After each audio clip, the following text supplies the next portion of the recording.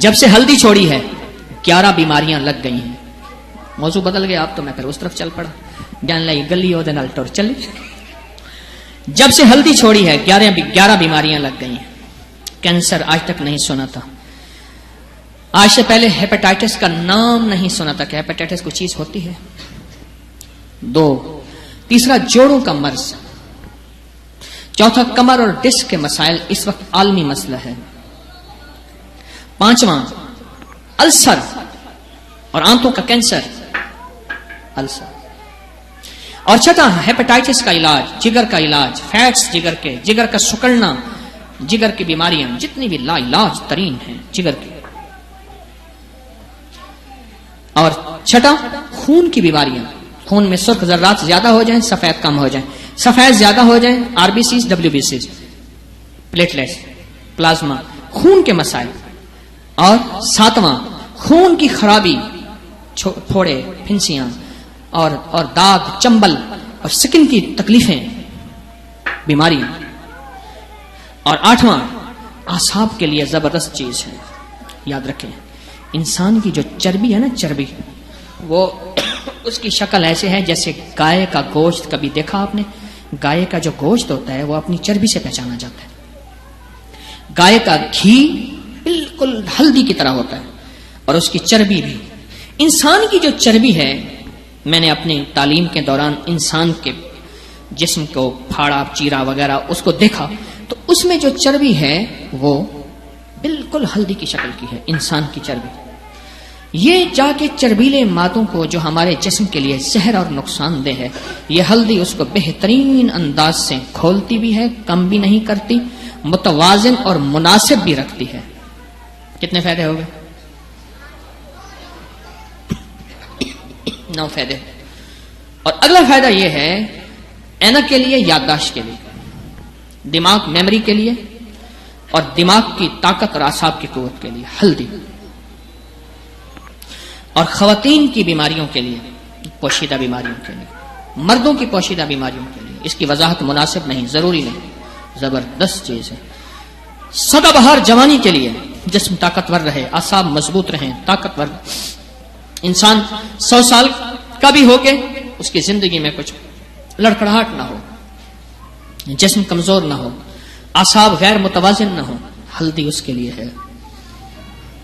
ہنڈیا میں ڈالیں، دودھ میں ڈال کے پئیں. ہڈی ٹوٹنے کے لیے تو عام طور پہ دیتے ہیں، ہڈی جوڑنے کے لیے عام طور پہ دیتے ہیں. چوٹ لگ جائے تو ہلدی کو ملاتے بھی ہیں، گھی میں لگا کے، تیل میں لگا کے اوپر ملتے بھی ہیں، باندھتے بھی ہیں اور کھلاتے بھی ہیں چوٹ لگنے کے لیے. پٹھوں اور ٹشوز اور جسم کے نظام اگر ٹوٹ جائے اس کو سنوارنے کے لیے ہلدی ایک کمال چیز ہے. یہ ایک بہت بڑا جوہر ہے. مہاراجہ سورت سنگھ یہ کشمیر کا مہاراجہ تھا. مہاراجہ ہری رام جو ہے، ہری سنگھ جن کے نام پہ ہری پور ہے، ایبٹ آباد کے ساتھ ہری پور، یہ اس کا دادا تھا. مہاراجہ سورت، گجرات کے ساتھ ایک شہر ہے سورت، گجرات کے ساتھ سورت. تو وہ بہت طاقتور تھا اور پہاڑوں پہ چلتا تھا، پہاڑوں پہ چلتا تھا اور اکیلے جانور کو جھٹکا دے دیتا تھا. ہمارے ہاں بسم اللہ ہے، اللہ اکبر ہے، ان کے ہاں جھٹکا ہے کہ اس کی گردن توڑ دی. طاقتور ترین بیل کو جس کو 8 آدمی 10 آدمی سنبھالتے تھے، سنبھلتا نہیں تھا، اس کے پہلے پاؤں باندھتے تھے پھر اس کو باندھتے تھے، وہ ایسے پکڑ کے ایک طاقت میں ایسے جھٹکا دیتا تھا، بیل نیچے گر جاتا، تڑپ کے مر جاتا تھا. اس کی غذا کو پہلے دن ماں نے ایک خشخاش کے دانے کے برابر ذرہ اس کو ہلدی دینا شروع کیا تھا. اماں کے دودھ کے ساتھ ہلدی کا ذرہ خشخاش کے دانے کے برابر روزانہ، اور جتنا بڑا ہوتا گیا خشخاش کا دانہ بڑھتا گیا، پھر وہ سرسوں کا دانہ ہو گیا، پھر سرسوں کا دانہ بڑھتا گیا، پھر وہ جو کا دانہ ہو گیا، پھر جوار کا دانہ ہو گیا، پھر چنے کا مسور کا دانہ ہو گیا، پھر مسور سے چنے کا دانہ ہو گیا. پہلے دن سے ماں نے ہلدی دی تھی اور ہلدی نے جسم کو وہ جان دی، وہ قوت دی، صرف تقدیر نے آ کے اس کو گرایا. موت تاکہ اس کو دنیا کی کوئی طاقتور ترین نہ پہاڑ، نہ جسم، نہ قوت، نہ پہلوانیاں اس کو نہ گرا سکے. یہ ہلدی ہے. یہ ہلدی ہے جس کو چھوڑ بیٹھے. اور کبھی پیسی ہوئی ہلدی نہ لیں, خود پیسیں. گرائنڈر چھوٹے چھوٹے موجود ہوتے ہیں, خشک ہلدی لے کے خود پیسیں, خود پیسیں. ہلدی تو ہر دور میں سدا بہار ہے, سالن میں, ہنڈیا میں, چیزوں میں.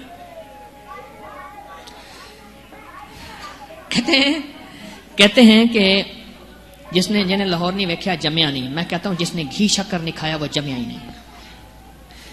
روٹی کے اوپر گھی ہو, اس کے اوپر شکر ہو. روٹی شکر نال تے دنیا مکر نال, اس کے اوپر ہو.